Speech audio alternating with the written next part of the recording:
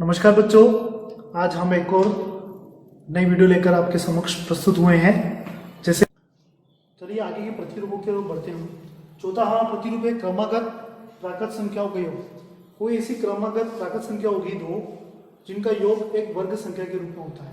जैसे देखिए हम 4 और 5 को जोड़ते हैं, ये क्रमागत है। 4 के बाद कौन होता है? 5 होता है। ठीक है, कितना हो जाएगा? 9 एक वर्ग संख्या है। किसका वर्ग संख्या? 3 की वर्ग संख्या है। ठीक है, और देखते हैं जैसे 12 और 13 भी इनको दोनों को जोड़ देंगे कितनी हो जाएगी? 25 हो जाएगी। 25 किसकी वर्ग संख्या है? 5 की वर्ग संख्या है। और भी हम उदाहरण देखते हैं, एक उदाहरण उसका देख लेते हैं। जैसे 40 और 41 देख लेते हैं। 40 और 41 कितना हो जाएगा आपका? 81 हो जाएगा। 81 किसका वर्ग है? 9 का वर्ग होता है। तो ऐसी बहुत सारी संख्याएं आपको मिलेगी क्रमागत के रूप में, प्राकृत संख्याएं जिनका योग एक वर्ग संख्या के रूप में होती है। पांचवें प्रतिरूप की हम बढ़ते हैं। पांचवा जो इसका प्रतिरूप है, दो क्रमागत सम या विषम प्राकृत संख्याओं का गुणा। ठीक है, सम या विषम, सम भी हो सकती है, विषम भी हो सकती है। दो संख्या ऐसी देंगे, या तो वो दोनों सम होगी या दोनों विषम होगी, लेकिन वो क्रमागत होनी चाहिए, है ना। उनका आपस में गुणा एक वर्ग संख्या के रूप में होता है। उदाहरण के रूप में देखने का हम प्रयास करते हैं। जैसे 11 और 13, ठीक है, दोनों विषम संख्या है। 11 के बाद 13 विषम संख्या प्राप्त होती है। ठीक है ना, इन दोनों को गुणा करते हैं। गुणा करने का तरीका डायरेक्ट इसको सीधा करते हैं, लेकिन मैं कुछ दूसरे तरीके से करने को बता रहा हूँ, जो एक सूत्र का निर्माण होता है।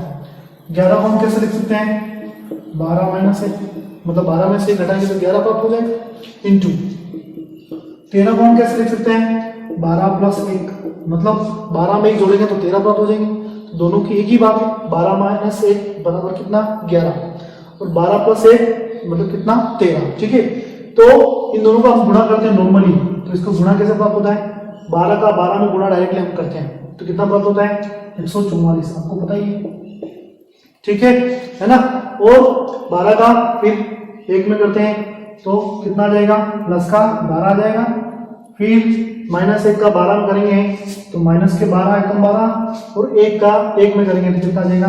माइनस का 1 आ जाएगा। ठीक है, ये गुणा करने का मतलब इस पहली वाली संख्या का इन दोनों के साथ, फिर इस दूसरी वाली संख्या का इन दोनों के साथ गुणा किया जाएगा। ठीक है, तो गुणा करने पर एक प्लस का 12 और एक माइनस का 12, क्या विपरीत चिन्ह होने के कारण ये दोनों क्या हो जाएंगे? मतलब 12 में से 12 घटाए क्या बचा? 0। 144 में से 1 घटा देंगे तो कितना बच रहा? 143। ठीक है, ये प्रतिरूप है, एक नियम है, नियम की ओर हम बढ़ते हैं। ठीक है, तो उदाहरण लेते हैं, ये होगा विषम संख्याओं को। एक सम संख्या को लेते हैं 44 × 46। ठीक है, इसको लेने का प्रयास करते हैं। 44 को हम कैसे लिख सकते हैं? 45 माइनस 1 लिख सकते हैं इसको। ठीक, और 46 को कैसे लिख सकते हैं? 45 प्लस 1। ठीक है, लिख सकते हैं, बिल्कुल लिख सकते हैं। 44 को 45 माइनस 1 और 46 को 45 प्लस 1। अब इसको गुणा करते हैं। गुणा करने का तरीका वही, 45 का 45 में गुणा करो तो 45 का 45 में गुणा करने पर कितना प्राप्त हुआ? 2025 प्राप्त हुआ। ठीक है, 45 का फिर 1 में गुणा करेंगे तो प्लस के 45, जैसे यहाँ 12 का 1 में कर देते हैं। फिर माइनस 1 का 45 में करेंगे तो माइनस के 45, ये माइनस के 45 क्यों है? क्योंकि ये माइनस का 1 है इसलिए। फिर माइनस 1 का प्लस के 1 में गुणा करेंगे तो क्या आ जाएगा? माइनस का 1 आ जाएगा। 45 का 45 में क्या करेंगे? क्रॉस कर देंगे, कैंसिल कर देंगे, कट जाएगा। तो क्या बचेगा? 2025 में से 1 घटाया क्या आ जाएगा? कितना आ जाएगा? 2024 अपना उत्तर हमको मिल जाएगा। तो कहने का मतलब यहाँ पर ये है कि कोई भी सम संख्या अगर क्रमागत के रूप में है तो एक सूत्र से, वो सूत्र में बता रहा हूं आपको, इस सूत्र का निर्माण यहाँ से होता है। ये कोई संख्या a ले लेते हैं, a माइनस a और a प्लस a। ठीक है, जब इन दोनों का आपस में गुणा किया जाता है तो हमें a पर a माइनस a हमको प्राप्त होता है। ठीक है, मतलब क्या कि जो भी संख्या है यहाँ से उसका स्क्वायर कर लीजिए और उसमें से 1 घटा दीजिए, आपको स्क्वायर प्राप्त हो जाएगा। ठीक है ना। तो सम संख्या और विषम संख्याओं में एक नियम था, ये नियम आपको बताया मैंने। आगे की ओर हम बढ़ते हैं। वर्ग संख्या ज्ञात करना। छोटी छोटी संख्याओं को हम जैसे 20 तक तो अपन आराम से याद रख सकते हैं कि 1 का 1, 2 का 4, 3 का 9, 4 का 16 या 20 का 400 तक हम ऐसे याद रख सकते हैं। लेकिन जो बड़ी संख्याएं होती हैं जैसे 45 हुई, 50 हुई, 60 हुई, 70, 75 हुई हैं, इनका हम कैसे याद रखेंगे? कैसे निकालेंगे इनका? या तो डायरेक्ट उनको गुणा कीजिए गुणा के अलावा एक और नियम है, सूत्र है, उस सूत्र के द्वारा हम वर्ग संख्या निकालना सीखेंगे। ठीक है, जैसे 25 का 25 में गुणा करते हैं या 25 का अपन वर्ग निकालते हैं, तो अपन करने का तरीका वही, 25 का हम वर्ग संख्या निकालेंगे, क्या करेंगे 25 का 25 में गुणा करेंगे। ठीक है, तो 25 से 25 का गुणा मैं करके बताता हूँ, जो सामान्य विधि आप करते हैं। ठीक है, ठीक है, 5 का 5 में किया हुई 25, 25 का 5 हासिल लो, 5 का 2 में किया 10, 10 और 2 कितने 12, ये सामान्य सी विधि है। 2 का 5 में किया 10 हासिल कितनी 1, 2 का 4 में किया 2 में 2 में किया तो 4, 4 और कितना हो गया 5 हो गया, इनको जोड़ा तो कितना अपना 625 प्राप्त हो। एक तो सामान्य विधि होगी, एक और जो अपने एनसीईआरटी बुक में दे रखी है उस विधि को बता रहा हूँ, आप क्लास 7 पे आप पढ़ चुके हैं, a प्लस बी का होल स्क्वायर वाला सूत्र, जैसे कि मैंने अभी बताया थोड़ी। ठीक है, इस सूत्र से इसको हम हल करेंगे, a square plus 2ab plus b square. ठीक है, a प्लस बी का होल स्क्वायर, इसको आप x y भी लिख सकते हो। ठीक है, लेकिन इसको याद इसी रूप में रखा जाना चाहिए, ये क्योंकि याद रखने में आसानी होती है a प्लस बी में। ठीक है, तो यहाँ पर हम a प्लस बी में कैसे बदलेंगे, जैसे मान लो मैंने 25 लिए हैं, तो 25 में हम यहाँ पर a और b दो अलग अलग है, तो कैसे करेंगे, तो 25 को हम लिखेंगे 20 प्लस 5 का होल स्क्वायर। ठीक है ना, तो दो रूप में हो गए, a हमारा हो गया 20 और b क्या हो गया 5 हो गया।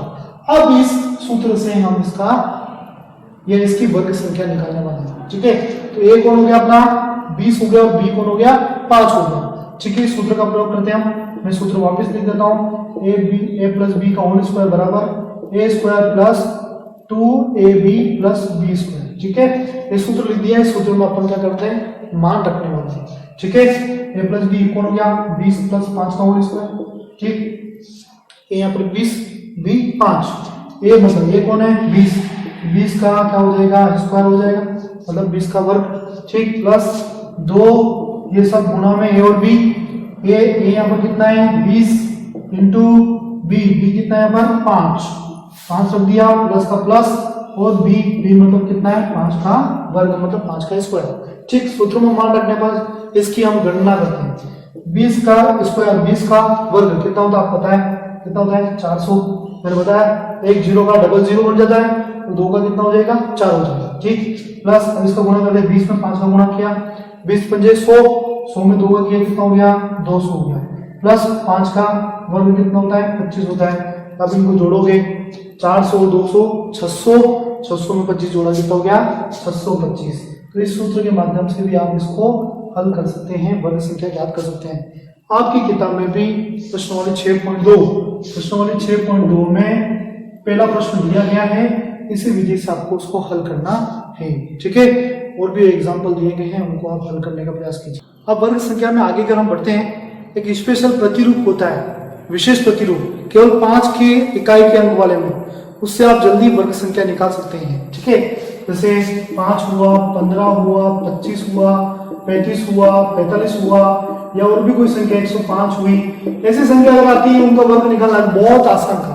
कैसे देखिए, जैसे मानो 35 लिया, 35 का वर्ग आपको ज्ञात करना है, तो आपको क्या करना है सीधे इस 5 का वर्ग लिखना है। 5 का वर्ग कितना होता है 25 होता है, ये लिख दीजिए।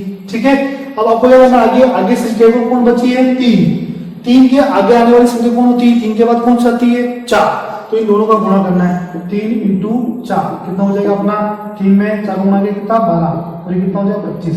ये डायरेक्ट उत्तर आप निकाल सकते हो। ठीक है ना, ठीक है, एक और लेते जैसे 105 लेते, 105 का वर्ग निकालना है आपको। ठीक है, क्या करोगे, सबसे पहले इस 5 को लोगे, इस 5 का वर्ग कितना होता है 25।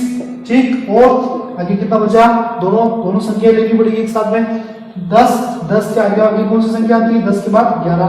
ठीक है, तो अपना उत्तर क्या है 10 का 11 में गुणा किया कितना आ गया 110 और ये कितनी 25, क्या हो जाएगा वर्ग संख्या हो जाएगी। ठीक है, इसके एक रूप में हम लिख सकते हैं कि कोई ए संख्या है और उसके आगे वाली संख्या का गुणा करते हैं। ठीक है, आपस में दोनों संख्या को गुणा करते हैं। ठीक है, और इसको हम सैकड़ा के रूप में लिख सकते हैं, किसके रूप में सैकड़ा, और प्लस 25 जोड़ते हैं, ये केवल 5 विशेष संख्याओं में, विशेष 5 अंक में, 5 के अंक में विशेष है कि कोई संख्या लेते हैं उसके आगे वाली संख्या से गुणा करते हैं और उसमें 25 जोड़ देते हैं, है ना, तो अपने को उसका वर्ग प्राप्त हो जाता है। कोई भी संख्या और भी आप जिसमें 5 इकाई अंक है, कोई भी संख्या लेकर इस सूत्र के माध्यम से आप उसको हल कर सकते हो। ठीक है ना, ये आपको ध्यान में रखना है, इस सूत्र को आपको ध्यान में रखना है। धन्यवाद ये वीडियो देखने के लिए। आपको ये वीडियो कैसा लगा, इस वीडियो के बारे में अपने सुझाव या जो भी कमेंट है कमेंट बॉक्स में हमें जरूर बताएं।